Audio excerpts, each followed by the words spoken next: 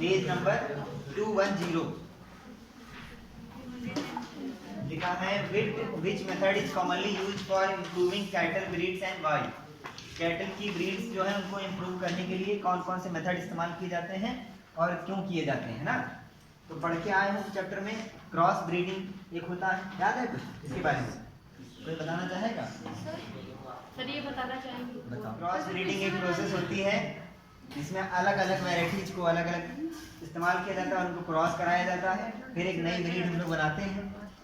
इसी को एक नाम दिया गया था, क्या नाम दिया गया था? हाइब्रिडाइजेशन, है ना। और ऐसा क्यों किया जाता है? क्योंकि हमको ऐसी चीजें चाहिए, जैसे एक एग्जांपल के तौर पे मान लो, पुरानी बातों को याद करते कि एक पौधा है जो इतना बड़ा है, एक पौधा है जो इतना बड़ा है, तो गेहूं ज्यादा किसमें लगेगा? इसमें ज्यादा लगेंगे गेहूं, ठीक है। लेकिन इसमें जो है डिसीज ज्यादा लग रहे हैं, यानी कि रोग ज्यादा लग रहे हैं, तो हम क्या करेंगे? इन दोनों को मिला देंगे और एक नया बनाएंगे जो मीडियम होगा, ठीक है। और उसमें गेहूं, समझ गए कि नहीं? Discuss the implications of the following statement. It is interesting to note that poultry is India's most efficient converter of। अच्छा ये बताया था हमने, ये जो फार्मिंग होती जानवरों को पालने से फायदा होता है कि जो ज्यादा चीजें खा करके वो एनर्जी बना देती। लो फाइबर फूड जो होता है, देखो लिखा है लो फाइबर फूड, यानी कि उसको हमें ज्यादा खाना पड़ता है, तो हम वो ज्यादा खा करके अपने आप में डाइजेशन को ज्यादा काम ना दे करके हमने क्या किया? जानवरों को खिला दिया और उनसे कुछ हमने ले लिया जो ज्यादा न्यूट्रिशियस था। समझ गए कि नहीं? ये देखो लिखा है यहाँ पे, इस तरीके के वर्ड जो है इनको ध्यान दिया करो कि प्रोटीन एनिमल हम किस कौन सा फूड देंगे, इसमें क्या ज्यादा पाया जाएगा? What management practices are common in dairy and poultry farming. तो डेयरी और पोल्ट्री तो पढ़ चुके हम लोग ना।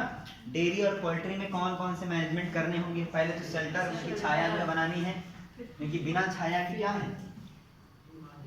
धूप हो। बहुत महत्वपूर्ण जानकारी दे रहे हैं। पोल्ट्री बर्ड्स वो होती हैं जिनसे हम क्या लेते हैं? एग और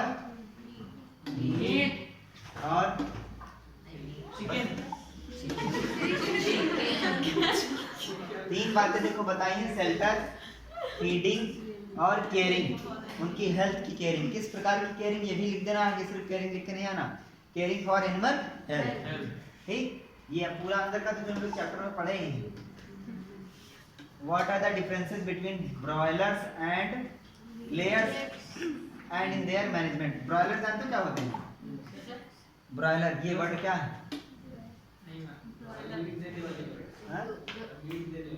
मीट, हाँ, ऐसी बर्ड्स जिनको हम लोग फ्राई करके या रोस्ट करके खा सकें, ठीक।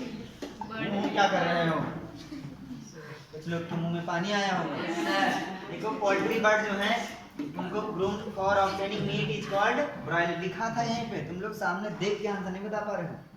देख लो, पूछा था ब्रॉयलर क्या है, ये देखिए लाइन क्या। अब देखो वो देखो याद रखो, दोनों में डिफरेंस लिखने के लिए आ सकता है, ब्रॉयलर में और लेयर्स में डिफरेंसेस ही लिखने के लिए है। तो ब्रॉयलर और लेयर में अंतर ये होता है, ब्रॉयलर को हम लोग बॉयल करके खा सकते हैं, लेकिन लेयर वाली बर्ड को हम लोग नहीं खाएंगे। क्यों? क्योंकि वो क्या देती है हमको? तो देख, ऐसी बर्ड जिसको हमने पाला है कि तुम हमको अंडे दो, और एक ऐसी बर्ड जिसको हमने पाला है कि हम तुम्हें खाएंगे, दोनों में अंतर है। तो जिसको हम खुद ही खाएंगे हम लोग वो क्या है? ब्रॉयलर। और जिसको हमने पाला अंडे के लिए, समझ गए नहीं? हाँ, तो उसे भी हम लोग क्या नहीं खा सकते ये बताओ? हम लोग सब खा सकते हैं, लेकिन हम उसको खाएंगे तो उतना फायदा नहीं है। हम उसको क्या करें? लिखा था housing, nutritional and environment requirements of broilers are somewhat different from those of. देखो अब ये भी एक बात याद रखना, इन्होंने बताया नहीं कि क्या कुछ बातें हमको पता नहीं है, लेकिन हमें पता है। क्या पता? थोड़ी सी जानकारी है, जैसे कि ब्रॉयलर का और लेयर्स का फूड अलग अलग होगा कि सेम होगा? अलग अलग होगा। उन्होंने फूड के बारे में कोई जानकारी नहीं दी, बस बता दिया कि अलग अलग होगा। समझ गए कि नहीं? तो जहाँ पे ना पता हो वहाँ पर भी पता हो ऐसा लगे चेक करने वाले को। समझ रहे हो हम क्या बता रहे हैं कि खाली मुंह कर रहे हैं? अगली लाइन में देखो बताया है, क्योंकि इनको तो पता ही होगा, तुम लोगों को अगर नहीं पता है कि daily food requirement for broiler is protein rich, क्योंकि हम उनको बॉयल करके खाएंगे तो उनकी बॉडी को क्या होना चाहिए? बड़ी होना चाहिए, ग्रोथ होनी चाहिए पर्याप्त मात्रा में, तो उनको ज़्यादा प्रोटीन देना होगा और साथ में क्या हो? फैट भी हो। The level of vitamin A and K is kept high in poultry feeds while layers required enough space and देखो समझो जरा, लेयर्स को ज्यादा जगह चाहिए और लाइटनिंग भी चाहिए। बताओ काहे के लिए? लेयर्स अंडे देते हैं तो कम जगह होगी, अंडे कहाँ देंगे? जगह चाहिए कि नहीं? और लाइटिंग भी प्रॉपर चाहिए क्योंकि उजाला भी तो हो वहाँ पे, समझे कि नहीं? फिश ऑब्टेन्ड, मछलियाँ कैसे ऑब्टेन की जाती हैं? दो तरीके हैं, natural resource which is called capture fishing, the other way by fish farming which is called culture. अगर हमको मछलियाँ प्राप्त करना, दो तरीके हैं, किसी के भी तालाब नदी में जाके अपना कांटा डालो या फिर पालो। देखो कोई बड़ी बात बताएं नहीं, लेकिन तुम्हारे कोर्स में तो बस लिखना है। One method of crop production exercise है। Yes sir. हाँ, explain any one method of crop production which ensures high yield. कोई ऐसा क्रॉप प्रोडक्शन का मेथड बताओ जिससे यील्ड कैसी हो? हाई। क्या बताया इन्होंने? बताओ। हाँ, पढ़ लो, वही बातें रिपीट हो रहेंगी। हाइब्रिडाइजेशन कराओ, क्रॉस ब्रीडिंग कराओ, है ना? इन सबसे हमको बेस्ट चीज प्राप्त करनी है, ठीक है? समझ गए इसको कि कैसे हमको हाई यील्ड प्राप्त करना है? हाइब्रिडाइजेशन कराएं, क्रॉस ब्रीडिंग कराएं, जो भी हम पढ़ के आए हैं बड़ी सारी चीजें कराएं। अब कह रहे हैं फर्टिलाइजर और मैन्योर में, फर्टिलाइजर और मैन्योर को क्यों इस्तेमाल करते हैं खेतों में? बताओ। एक एक लोग बोलो, ये आवाज वहाँ जाए, ऐसे समझ में थोड़ी ना क्या बोल रहे हो भाई? क्या करने के लिए? प्रोडक्शन इंक्रीज करने के लिए और सॉइल की फर्टिलिटी बढ़ाने के लिए। और what are the advantages of intercropping and crop rotation? Intercropping की क्या होते हैं? देखो इंटरक्रॉपिंग क्या होता है पता है? पहले बताओ इंटरक्रॉपिंग होता क्या है? एक साथ में कई सारी क्रॉप, मतलब एक जैसे एक ऐसे खेत है, इसमें यहाँ पे गेहूं का पौधा उगाया और साथ में सरसों का बो दिया, तो ये क्या है? इंटरक्रॉपिंग। इसके फायदे क्या हैं? देखो, पहला है कि ये हेल्प करता है, मेंटेन करता है सॉइल की फर्टिलिटी को, इंक्रीज करता है प्रोडक्टिविटी पर यूनिट एरिया। मान लो कि ये खेत है, इतने में ही पहले यहाँ पे गेहूं का लगा होता है, इतने गेहूं के पौधे होते, अब इसी बीच बीच में सरसों भी निकल आया, तो पर यूनिट एरिया में क्या होगा? प्रोडक्शन बढ़ गया कि नहीं? एक ही में उगाता है, लेबर और टाइम बच गया, एक ही मेहनत में दो फायदे। पैसा ही पैसा होगा। उसको काटते फिर उसके बाद सरसों होते, साथ में दोनों काम हो गए, टाइम बच गया। दोनों क्रॉप को इजीली हार्वेस्ट और प्रोसेस कर लिया जा सकता है। पहले गेहूं काट लो, पहले सरसों काट लो, समझ गए कि नहीं? इस पे तो क्लास में डिस्कशन हुआ ही था। अब क्रॉप रोटेशन के कुछ फायदे हैं, देखो। क्रॉप रोटेशन समझते हो क्या होता है? मतलब ये नहीं कि लगातार जैसे एक ही फसल बार बार गेहूं उगाया, बड़ा काट के फिर गेहूं बो दिया, ऐसा नहीं। क्रॉप्स बदलो, है ना?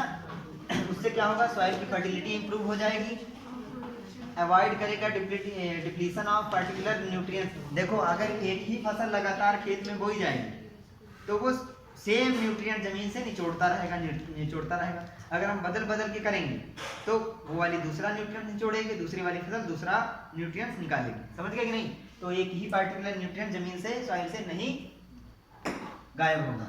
तीसरा है it minimise paste infestation and diseases. अगर अलग अलग हम लोग क्रॉप होते हैं तो उससे संक्रमित होने का उनके खतरा जो है कम हो जाएगा, और क्या होगा? डिसीजेस जो है कम हो जाएंगे। वीड कंट्रोल हेल्प करता है उसमें, कैसे? अगर जैसे एक ही फसल बार बार बो रहे हो, उसमें एक जो जैसे निकाई जो बताया था, निराई वाला, वो कम करना पड़ेगा, क्योंकि एक बार गेहूं बोया, उसमें एक पौधा निकला, तब तक तुमने काट पीट बराबर कर दिया, तुमने चावल बो दिया, अब उसमें दूसरा पौधा निकलेगा। अगर एक बार गेहूं बोया, तुमने दोबारा गेहूं बोया, तो वही वाला जो पौधा पहले था जो सर्वाइव नहीं कर पाया, वो फिर दोबारा इस बार तेजी से उगेगा। इसलिए क्रॉप रोटेशन भी जरूरी है। पांचवा पॉइंट है it prevents change in the chemical nature of the soil. Soil के केमिकल नेचर को भी चेंज होने में क्या करता है? रोकता है, कि जैसी मिट्टी है वैसी बनी रहे, हम जैसी चाहें वैसी रहे, वो अपने मन से ना बदले। What is genetic manipulation, how is it useful to agriculture practices? Genetic manipulation के बारे में जानते हो? हाँ, देखो मैनिपुलेट करना यानी कि किसी को अपनी बातों, उनका ब्रेन वॉश करना, जानते हो? ब्रेन वॉश तो समझते होगे कि अपनी बातों को दूसरे के दिमाग में भरना, तो वैसे जीन्स को दूसरे उसमें भरना, दूसरी क्रॉप्स में भरना, ये किसके द्वारा करना? हाइब्रिडाइजेशन के द्वारा कराना, वो प्रोसेस है यही है। अब इसके फायदे देखो बहुत सारे हैं, यील्ड बढ़ जाती है, बेटर क्वालिटी हो जाती है, मतलब जो भी हाइब्रिडाइजेशन के फायदे हैं वही सेम इसके हैं, क्योंकि वो तो उसी के द्वारा रहा है बाय हाइब्रिडाइजेशन, समझे कि नहीं?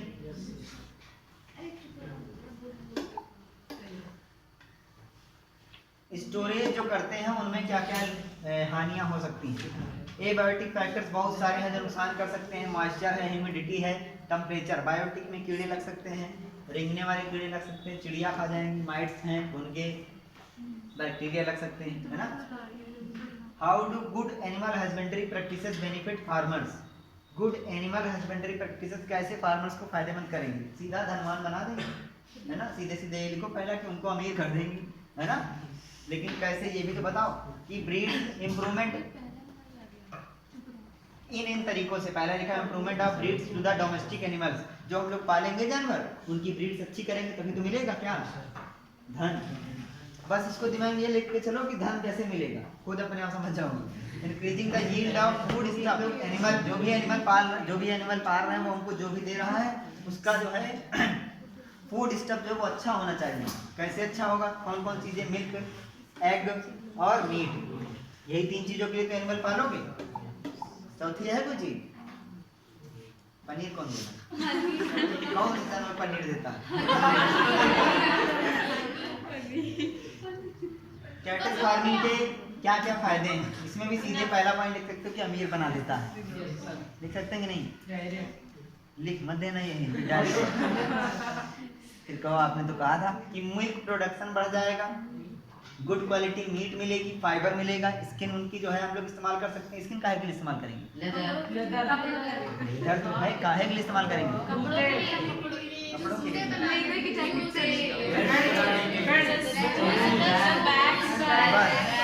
बस ये बताओ ड्रॉट एनिमल्स क्या होते हैं। ये वो जानवर जिनका हम लोग इस्तेमाल मजदूरी में करवाते हैं, गाड़ियाँ खींचने में। तो देखो लिखा है गुड ब्रीड, उनकी ब्रीड अच्छी हो। ये ना थोड़ी दूर चलाएं, बाद में बैठ जाएं, थक जाएं, है ना।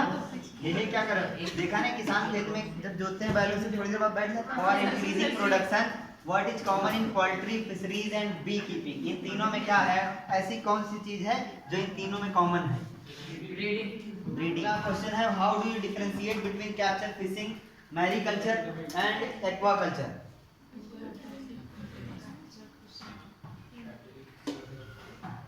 बताओ।